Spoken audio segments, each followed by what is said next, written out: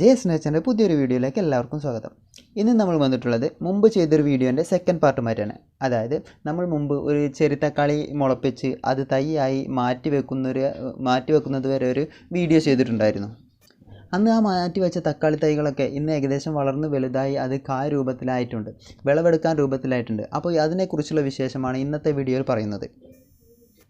അപ്പോൾ JS nature എന്ന ഈ ചാനൽ നിങ്ങൾ ആദ്യമായിട്ടാണ് കാണുന്നതെങ്കിൽ തീർച്ചയായും സബ്സ്ക്രൈബ് ചെയ്ത് സപ്പോർട്ട് ചെയ്യണേ.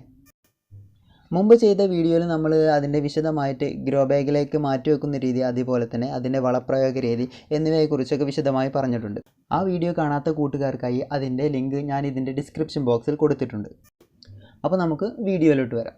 അപ്പോൾ ചെറിത്തക്കാളി എന്നും മണിത്തക്കാളി എന്നും മുന്തിരി തക്കാളി എന്നും ഈ തക്കാളിയെ വിളിക്കുന്നുണ്ട്. ഏകദേശം മുന്തിരിക്കൊല പോലെ നിരനിരായി ഉണ്ടാകുന്നത് കൊണ്ടാണ് ഇതിന് മുന്തിരി തക്കാളി എന്നും, അതുപോലെ തന്നെ ചെറിയ തക്കാളി ആയതുകൊണ്ടാണ് ഇതിനെ ചെറിത്തക്കാളി എന്നും വിളിക്കുന്നത്. ഈ ഒരു തക്കാളിയിൽ ഫൈബർ കണ്ടൻറ്റും അതുപോലെ തന്നെ പ്രോട്ടീൻ കണ്ടൻറ്റും വളരെയധികം കൂടുതലാണ്. അതുകൊണ്ട് തന്നെ ഫുഡ് ഡയറ്റ് ചെയ്യുന്നവർക്കൊക്കെ ഇത് വളരെയധികം ഗുണകരമായ ഒന്നാണ്. സാധാരണ ഈ ഒരു തക്കാളി നമ്മൾ കറിയുടെ ആവശ്യത്തിന് വേണ്ടി വീട്ടിലൊന്നും ഉപയോഗിക്കാറില്ല. ഒന്നില്ലെങ്കിൽ നേരിട്ട് കഴിക്കുന്നതിനോ അല്ലെങ്കിൽ സലാഡ് രൂപത്തിലൊക്കെ കഴിക്കുന്നതിന് വേണ്ടിയാണ് ധാരാളം യൂസ് ചെയ്യുന്നത്. അതുപോലെ തന്നെ ഇത് അലങ്കാരത്തിന് വേണ്ടി വളർത്തുന്നവരും ഉണ്ട്.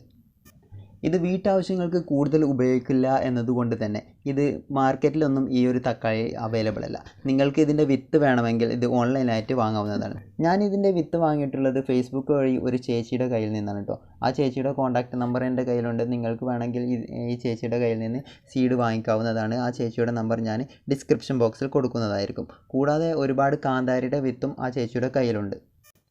ഈ ഒരു തക്കാളി തൈ മാറ്റി വെക്കുന്ന സമയത്ത് ഏകദേശം വെയിലൊക്കെ അത്യാവശ്യം കിട്ടുന്ന സ്ഥലത്ത് വേണം വെക്കാനായിട്ട്. ഏകദേശം നല്ല വെയിലൊക്കെ വേണ്ട ഒരു ചെടിയാണ് തക്കാളി ചെടി.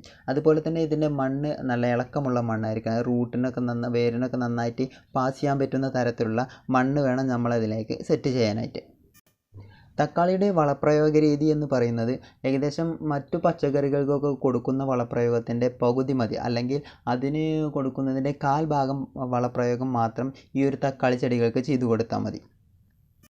കൂടുതലായിട്ട് നമ്മൾ വളപ്രയോഗം ചെയ്തു കൊടുത്താൽ അതിൻ്റെ കായ്ഫലം, അതായത് നമ്മൾക്ക് വിളവ് തരുന്നത് അത് കമ്മിയാവും. ഒന്നാമത് അത് വിളവ് തരുന്നത് കമ്മിയാവും. അതുപോലെ തന്നെ അതിൻ്റെ ഇലയൊക്കെ മുരടിച്ച് വരാനായിട്ട് തുടങ്ങും.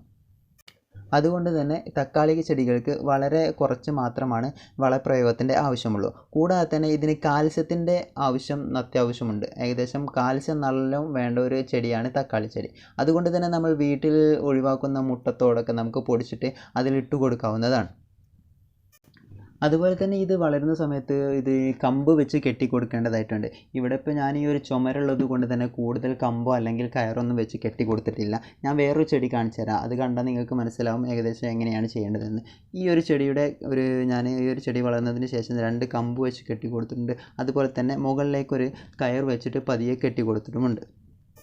ഈ ഒരു തക്കാളിയുടെ തൈ ചെറിയ തൈയാണ് കേട്ടോ. ഏകദേശം ഇപ്പോൾ വളർന്ന് വലുതായി അതിൽ നിന്ന് പൂവിടാൻ തുടങ്ങുന്നേ ഉള്ളൂ. മറ്റേ തക്കാളികളൊക്കെ പൂത്ത് ഏകദേശം കാ പറിക്കുന്നൊരു സമയം എത്തിയിട്ടുണ്ട്. ഈ ഒരു തക്കാളി അതിനായിട്ടില്ല, ഏകദേശം ഇടുന്ന ഒരു സമയമായിട്ടുള്ളൂ ഇതിന്. പിന്നീട് നമുക്ക് ഇതിന് ചെയ്തു കൊടുക്കാവുന്നത് എന്ന് വെച്ചാൽ ഏകദേശം പൂവിട്ട് കായാവുന്ന സമയത്ത് ഇതിൻ്റെ താഴെയുള്ള ഈ വലിയ ഇലകളൊക്കെ നമുക്ക് കട്ട് ചെയ്ത് മാറ്റണം. അതുപോലെ തന്നെ അതിൻ്റെ ഈ ഇലഭാഗത്ത് നിന്ന് പുതിയ ബ്രാഞ്ചസ് വരും, പുതിയ കമ്പുകൾ മുളച്ച് തുടങ്ങും. അതൊക്കെ നമുക്ക് നുള്ളി മാറ്റുക, അല്ലെങ്കിൽ കത്രിക എന്തെങ്കിലും ഉപയോഗിച്ച് അതൊക്കെ കട്ട് ചെയ്ത് കളയേണ്ടതുണ്ട്.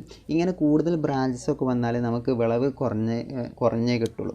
ഏകദേശം കൂടുതൽ വിളവ് കിട്ടാനായിട്ടാണ് ഈ ഒരു ബ്രാഞ്ചസൊക്കെ കട്ട് ചെയ്ത് കളയുന്നത്. പൊതുവെ തക്കാളി ചെടികൾക്ക് ഇല വളരെ കുറഞ്ഞ രീതിയിൽ മതി. നമ്മൾ എത്രത്തോളം അതിൽ നിന്ന് കട്ട് ചെയ്ത് അല്ലെങ്കിൽ ഒഴിവാക്കുന്നുവോ അത്രത്തോളം വിളവ് നമുക്ക് കൂടി കിട്ടും. അതുകൊണ്ട് കുറച്ച് ഇല മാത്രം നിർത്തി ബാക്കിയൊക്കെ കട്ട് ചെയ്യുന്നത് നമുക്ക് വിളവ് കൂടുതൽ കിട്ടാനായിട്ടുള്ള ഒരു മാർഗ്ഗമാണ്. അതുപോലെ തന്നെ നമുക്ക് ഇതിന് ചെയ്തു കൊടുക്കാവുന്ന മറ്റൊരു മാർഗ്ഗമാണ് സ്യൂഡോമോണസ് ലായനി കലക്കി അത് ആഴ്ചയിലോ അല്ലെങ്കിൽ 2 ആഴ്ച കൂടുന്ന സമയത്തൊക്കെ നമുക്ക് ഇതിലേക്ക് ഒഴിച്ചു കൊടുക്കാവുന്നതാണ്. അതിൻ്റെ തൊട്ട് അടുത്ത് ഒഴിച്ചു കൊടുക്കരുത്. ഏകദേശം അതിന് വിട്ട് മാറി ആ ഒരു ഭാഗത്ത് ഗ്രോ ബാഗിൻ്റെ വശങ്ങളിലൂടെ മാത്രമാണ് ഇത് ഉപയോഗിച്ച് കൊടുക്കാൻ പറ്റുള്ളൂ. വെള്ളീച്ച പോലുള്ള ആക്രമണങ്ങളൊക്കെ ഈ തക്കാളി ചെടിയുടെ തണ്ടിനും അതുപോലെ തന്നെ ഇലയുടെ താഴ്ഭാഗത്തൊക്കെ ഉണ്ടാവാറുണ്ട്. ഇങ്ങനെയുള്ള സമയത്ത് നമ്മൾ സോപ്പ് കലക്കി അല്ലെങ്കിൽ സോപ്പ് ലിക്വിഡ് എന്തെങ്കിലും കലക്കി അതിൻ്റെ ഒരു പതഞ്ഞ ഭാഗം നന്നായിട്ട് പതപ്പിച്ചതിന് ശേഷം ആ പത മാത്രം എടുത്ത് ആ ഒരു ഭാഗത്തേക്കൊക്കെ ഒഴിച്ചു കൊടുത്താൽ ആ വെള്ളീച്ച ശല്യം നമുക്ക് ഒഴിവാക്കാവുന്നതാണ്. ഇങ്ങനെ ചെയ്യുന്ന സമയത്ത് ഒരു വളരെ കുറഞ്ഞ അളവിൽ, നന്നായിട്ട് പതപ്പിക്കരുത്, വളരെ കുറഞ്ഞ അളവിലെടുത്തത് വളരെ ലേറ്റായിട്ട് വേണം ചെയ്യാനായിട്ട്. കൂടുതലായിട്ട് ഉപയോഗിച്ച് നമ്മൾ തക്കാളി ചെടിയെ നശിപ്പിക്കാനായിട്ടും പറ്റില്ല. അപ്പോൾ ഇത്രയൊക്കെ കാര്യങ്ങൾ ശ്രദ്ധിച്ചാൽ നിങ്ങളുടെ വീടുകളിലും ഇതുപോലെ തന്നെ ചെറി ടൊമാറ്റോ നന്നായിട്ട് വിളവെടുക്കാനായിട്ട് പറ്റും. അത്യാവശ്യം വെയിലൊക്കെ കിട്ടുന്ന സ്ഥലത്ത് വെക്കാനായിട്ട് ശ്രമിക്കുക. അതുപോലെ തന്നെ വളപ്രയോഗം കുറഞ്ഞ രീതിയിൽ മതി. അതുപോലെ തന്നെ പൂവിട്ട് ഒരു കായ ആവുന്ന സമയത്ത് ഇതിൻ്റെ താഴെ വരുന്ന ബ്രാഞ്ചസ് അതുപോലെ തന്നെ പുതിയ ഇലകളൊക്കെ കട്ട് ചെയ്ത് മാറ്റുക.